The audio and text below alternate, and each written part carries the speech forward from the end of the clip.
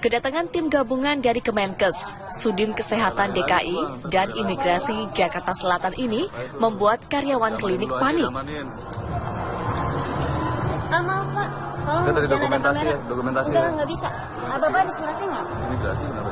Iya maksudnya ada suratnya nggak? Karena Bapak begitu Salah satu karyawan bahkan melarang saat kamera awak media meliput ke dalam ruangan. Tadi nggak ada tenaga asing kan Mbak? Ayo gimana?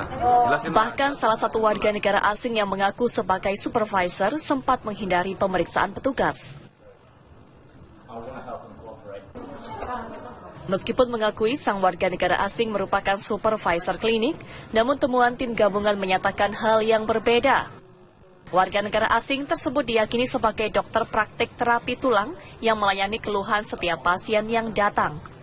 Untuk mendapatkan keterangan lengkap, tim gabungan berupaya menanyakan legalitas izin kerja kepada WNA tersebut. Hasilnya, warga negara asing asal Inggris tersebut tak mengantongi izin bekerja di Indonesia. Kami menemukan satu orang warga negara UK dengan nama Demian pengakuannya, namun yang bersangkutan masih belum dapat menentukan dokumen keimigrasiannya. Artinya yang bersangkutan telah melakukan pelanggaran pada pasal 116. Setiap orang asing harus dapat menunjukkan dokumen keimigrasiannya. Izin kliniknya ada, izin sarananya, tetapi izin untuk bekerjanya tidak ada. Apalagi dia mempekerjakan tenaga asing yang katanya cuma menjadi supervisor, tapi dari temuan kita dia mengerjakan atas keluhan data dari pasiennya. Kalau itu adalah dokternya dia yang selama ini memegang dia. Sementara itu, salah satu pasien yang tengah berada di dalam klinik mengaku harus mengeluarkan uang belasan juta rupiah untuk mengobati kelainan tulang belakang yang dideritanya. Saya sakit ya 40 kali, pertama kali itu 17 jutaan, lalu paket kedua naik jadi 22 juta. 22 juta 40 kali. Perubahan kan Mbak dirasain saat? Ini aja sih, pegelnya aja gitu, kalau untuk tulangnya belum. Untuk menghindari terjadinya malpraktek, tim gabungan menutup sementara praktek di lokasi ini. Petugas menutup sementara hingga bukti legalitas izin praktek klinik ini dapat diverifikasi, termasuk meminta keterangan warga negara asing yang bekerja di klinik tersebut. Selain klinik yang berada di Jakarta Selatan, tim juga berencana menutup 6 klinik lainnya yang berada di lokasi lain. Razia terhadap klinik chiropractic semakin gencar setelah adanya dugaan malpraktik yang menyebabkan seorang pasien meninggal dunia.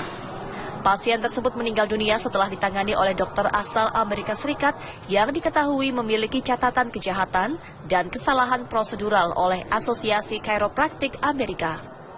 Dari Jakarta, Reza Fahrani, TV One mengabarkan. Terapi chiropractic mulai berkembang sejak tahun 1895 di Amerika. Terapi ini dilakukan untuk pembenahan tulang belakang, otot, dan saraf persendian. Sabu. DPA, pemain sinetron di salah satu televisi swasta, harus berurusan dengan pihak kepolisian narkotika Polres Metro Jakarta Selatan karena kedapatan memiliki satu linting ganja dengan berat 0,4 gram. Petugas menangkap tersangka yang masih berusia 20 tahun ini di lokasi syuting di kawasan Ceger, Jakarta Timur, dan saat ditangkap petugas yang melakukan penggeledahan menemukan barang bukti ganja yang tersimpan di dalam mobilnya. Dalam jumpa pers, tersangka mengaku menyesal telah menggunakan narkoba dan mengakui perbuatannya. Saya sudah sangat menyesal sudah mencoba orang-orang begitu dan janji akan berubah. Saya menyesal banget. Dapat dari mana, Bang? Barang ini, Bang? Cukup kali masalah itu. Demikian informasi kami dalam Headline News. Tetaplah. Anda menyaksikan News Update bersama saya Ani Rahmi. Pemerintah berencana akan mengatur aturan cuti untuk pejabat negara. Pengaturan cuti ini untuk mengatasi penyimpangan dalam kegiatan pejabat negara. Sejumlah pejabat negara yang diatur seperti bupati, kepala lembaga, termasuk anggota DPR. Dalam rapat terbatas di Istana Negara, Presiden Joko Widodo meminta Menpan mengatur aturan cuti secara menyeluruh. Presiden juga meminta pejabat negara yang mengambil cuti nanti tetap mendahulukan kepentingan negara dibanding hak untuk cuti. Pengaturan cuti sangat penting untuk memberikan suasana baru dan penyegaran bagi pejabat negara dan mengantisipasi pejabat negara yang memanfaatkan dinas kerja dengan alasan cuti. Minta pengaturan cuti bagi pejabat negara dipikirkan, dirumuskan, dirancang secara matang, sejelas-jelasnya, dan pastikan juga bahwa dalam keadaan mendesak, pejabat negara harus tetap betul-betul mendahulukan kepentingan negara dibandingkan untuk mengambil haknya untuk cuti.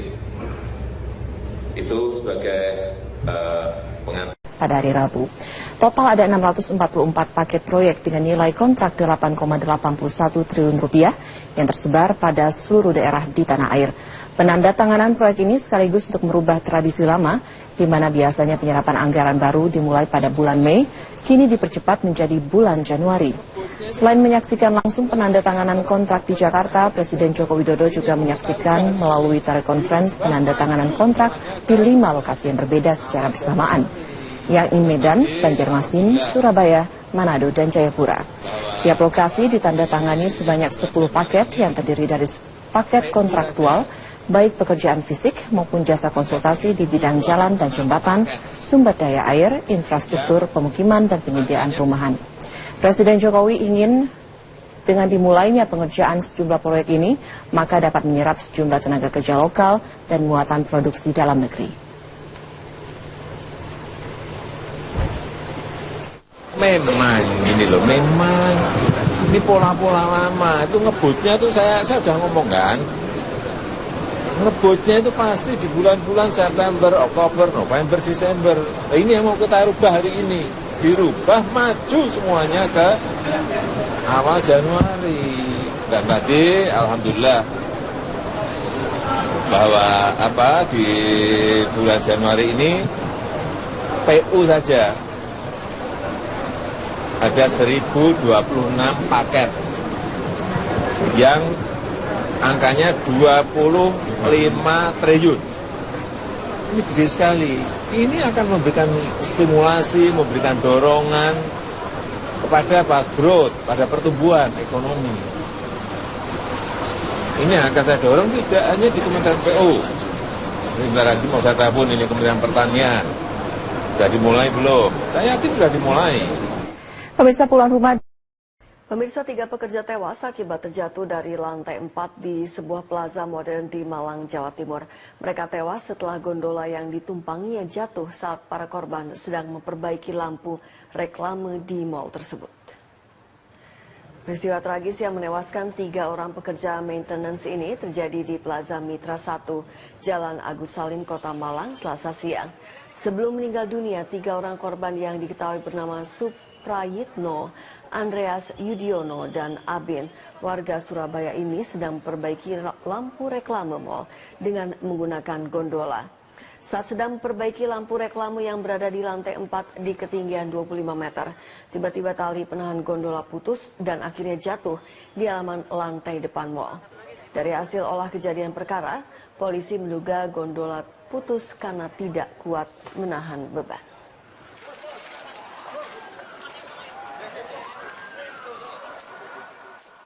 Untuk penyebab sedang kami tunggu dari lapor untuk membantu mengolah TKP. Namun dugaan itu ada kren jatuh, kemungkinan ada ketidakseimbangan di atas, yang mana mungkin pekerjaannya lebih berat daripada beban yang penahannya. Itu menyebabkan jatuh. Namun lebih pastinya nanti akan dilakukan olah TKP dari. Kita beralih ke informasi lain, pemirsa. Putusan Majelis Hakim Pengadilan Negeri Palembang yang menolak gugatan perdata Kementerian Lingkungan Hidup dan Kehutanan ini terhadap PT BMH mendapat banyak respon negatif. Namun Hakim Parlas Nababan hanya menanggapi santai respon tersebut. Putusan PN Palembang yang memenangkan PT BMH atas gugatan Kementerian Lingkungan Hidup atas perkara pembakaran lahan hutan 2014 menimbulkan respons negatif. Respons tersebut ditunjukkan masyarakat melalui berbagai meme di dunia maya kepada Majelis Hakim Parlas Nababan yang memutuskan perkara tersebut. Namun, Ketua Majelis Hakim Parlas Nababan menanggapi dingin respons di dunia maya.